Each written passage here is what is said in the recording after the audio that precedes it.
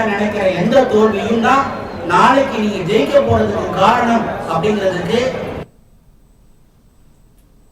కేంద్రపాలిత ప్రాంతం యానంలో ఎన్నికల ప్రచారం జోరందుకుంది. ఆరోసారి ఎమ్మెల్యే అభ్యర్థిగా పోటీ చేస్తున్న మాజీ మంత్రి మల్లాడి కృష్ణారావుకు అడుగడుగునా ప్రజల మద్దతు లభిస్తోంది.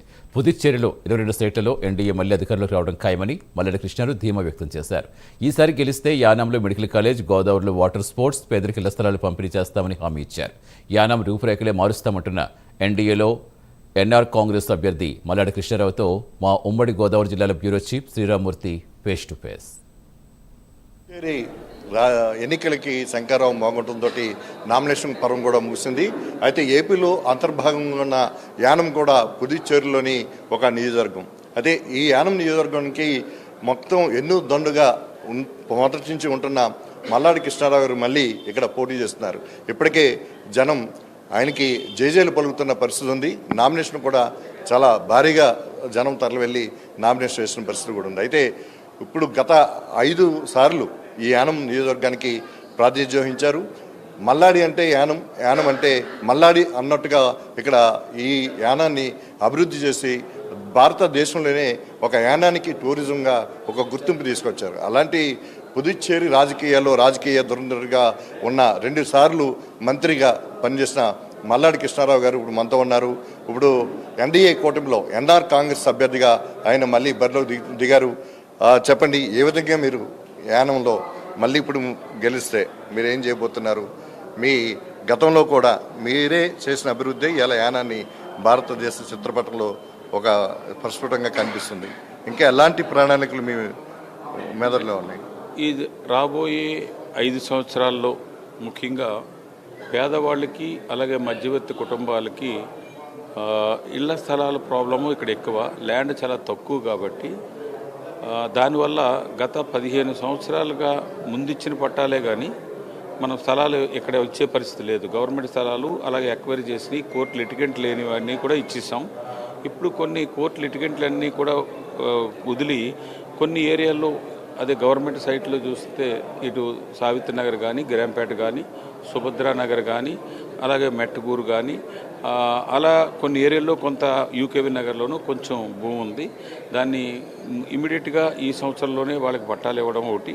అలాగే ఒక 150 ఎకరాల భూమిని రైతుకి ఎక్కడా కూడా ఇబ్బంది లేకుండా వాళ్ళ మార్కెట్ రేటు ఇచ్చి దాన్ని ఒక పెద్ద కాలనీస్ ఒక 2-3 ఏరియాల్లో చేసేలాగా ప్లాన్ చేస్తున్నాం. అది ఒక 3,000 మందికి ఇవ్వడానికి. ఇది హౌసింగ్కి సంబంధించిన ప్రాబ్లం. దానికి మళ్ళీ గవర్నమెంట్ నుంచి 7 లక్షల రూపాయలు ఎస్సీస్కి, అదర్ క్యాస్ట్కి అయితే 6,25,000 ఫ్రీగా వాళ్ళకి ఇవ్వడం జరుగుతుంది.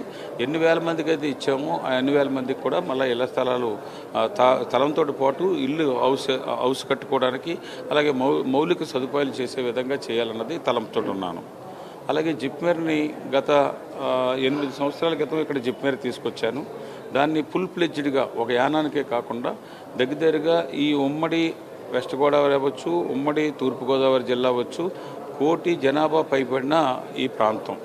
దానికి వీరందరూ కూడా ఇక్కడికి వైద్యానికి యానం ప్రజలతో రావాలి. ఆ వచ్చిన పేషెంట్ తోటి పాటు వచ్చిన బంధువులతోటి యానం చిన్న చిన్న బిజినెస్లన్నీ కూడా బాగుండాలి అన్న ఉద్దేశంతో ఇది ఒక మెడికల్కి సంబంధించిన ఇక్కడ ఆయుష్ హాస్పిటల్ తీసుకొచ్చాను. అలాగే 100 బెడ్ హాస్పిటల్ జీహెచ్ ఉంది. ఇక్కడేమో 100 బెడ్ మళ్ళీ జిప్మేర్ హాస్పిటల్ ఉంది. ఇవన్నీ కూడా ఇంకా మనం స్పెషలిస్టుల పోస్టులని అన్నీ కూడా అడిషనల్గా తీసుకొచ్చి జిప్మేర్ని రాబోయే 2026-27 కల్లా ఫుల్ ఫ్లెడ్జ్డ్గా ఉపయోగపడేలా చేయాలన్నది ఈ టర్మ్లో చేయవలసింది.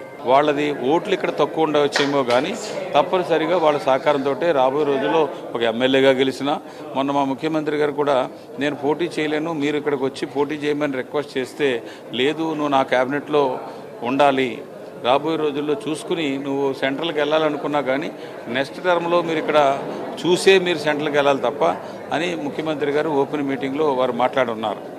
ఈసారి ఎలాంటి శాఖ తీసుకోబోతున్నారు? అది ఇప్పుడు అది క్వశ్చన్.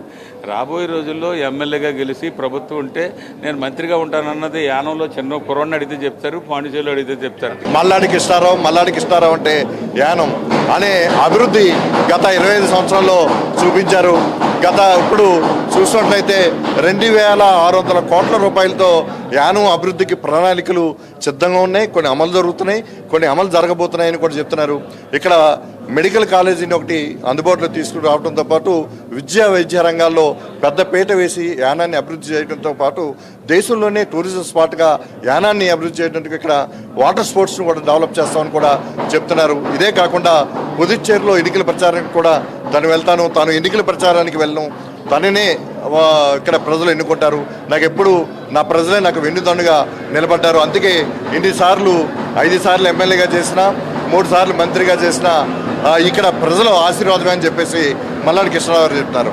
కెమెరామెన్ నానితో శ్రీరామూర్తి, ప్రైమ్ న్యూస్, యానం నుంచి.